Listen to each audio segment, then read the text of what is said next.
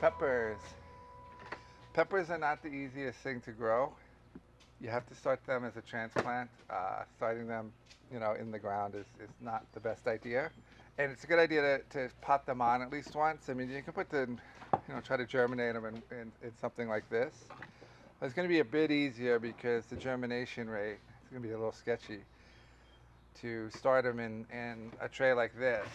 Um, they're going to want some nice good temperatures, so a heat mat in front of the window. Keep them moist. They could take 7 to 10 days to germinate, which is a long time. You want to put 1 or 2 per. If you put 2 and they germinate, you're going to have to kill one.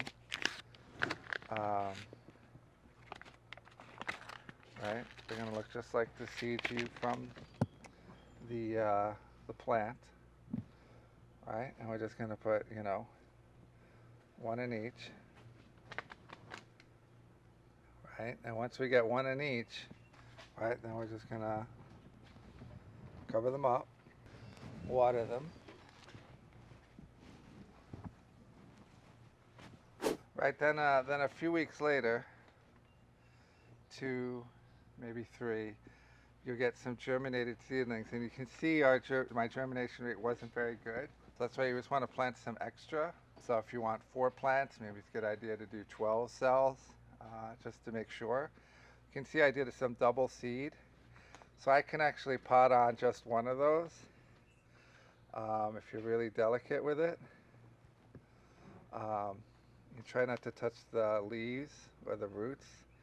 Just bring as much soil with it as you can, and then just poke it in, and it should be fine.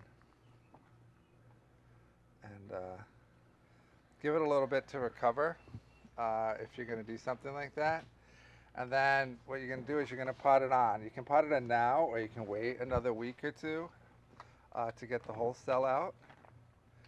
But you just give it a nice squeeze on the cell. If you're using wind strips, you can put your finger through it.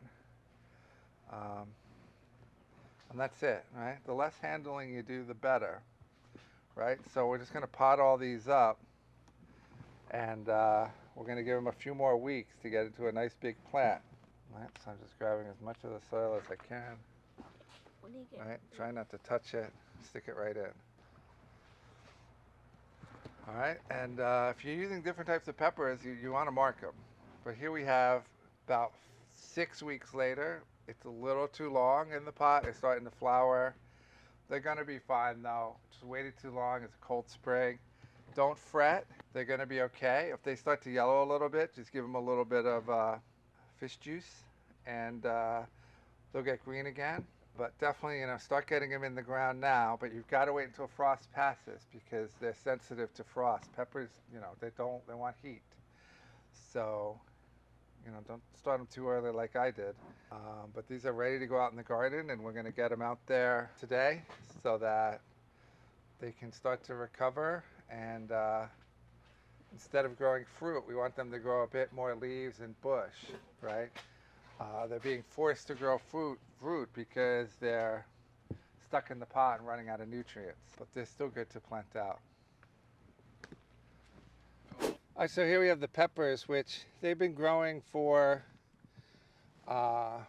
probably at least 11, 12 weeks now. And they're definitely ready, probably a bit over ready. Kind of don't want them flowering in the pot. But they might take a little while to cover, but they'll come back.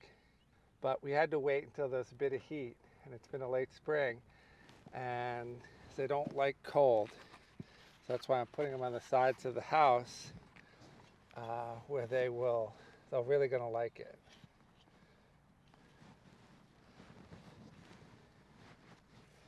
It's always nice to start with a big transplant for peppers because they take such a long time.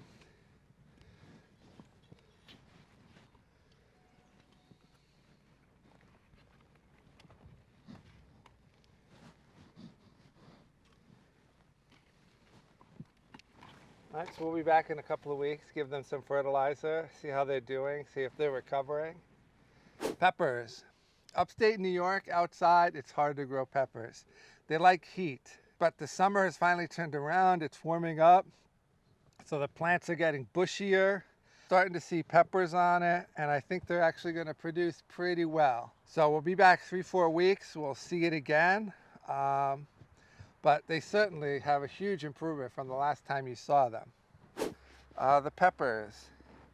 Now you can see the peppers, they have small leaves, they feel really tight, you know, they're not letting out big, broad, green, glossy leaves, and that's because of the temperature. Even inside of here, it's just giving them a little bit of help. It's just been so cold. So we have some beautiful peppers here. Ooh, look. Isn't that beautiful? I mean, that just looks wonderful, right? And, you know, chili peppers like this are actually easier to grow than like a bell pepper. They're much more resilient, they're more cold hardy. You know, they certainly will freeze, but they just do a lot better. And they grow closer to the ground so they don't break. So if you're having trouble with peppers, you know, try to stick with these for a while till you get used to it. And the great thing about these is they dry really easily, so you can dry them and use them all winter long. The other thing you can do, and by drying, you always just hang them and they'll just dry out, and that's the end of it. It's not a big deal. Peppers freeze really well, even green peppers. I mean, so if you have a bunch of bell peppers, let's say you have, here's some beautiful bell peppers, right? And you're getting close to frost, just freeze them, right? You know, it's a good idea to de-seed them, to core them, and throw them in a Ziploc bag, freeze them. Simple, easy. You don't have to buy peppers all winter long. And they taste great. They're going to be great in soups. You can make stuffed peppers if you keep them whole. So many things you can do with them. And it's just nice to have them all winter long. Such a great crop to freeze. You don't have to worry if they don't get red, right? If they're all green and its harvest is coming. You can go ahead and freeze them, right? Even if you don't like green peppers, you know, I think green peppers in the middle of the winter that's been frozen, I think they're sweet and delicious. And if they're from your garden, they're a lot better than green peppers you're going to be getting at the supermarket. All right, so here you can see a beautiful, big, honking bell pepper right there. Just wonderful, beautiful. So some problems you can get with this. With bell peppers, it's them getting knocked over, but the stick is going to really stop that. You can get aphids, and aphids, you can either use the ladybug method where you're going to put a row cover over it and, you know, trap the ladybugs in there, put them inside, cover it. You can also wash them off with a hose. That works really well. If you just have a couple of plants, you can just spray them, knocking the aphids off. Aphids can't really crawl all that far, so once you knock them off, they'll probably die on the ground. Other than that, it's really about good soil and heat, and they should thrive.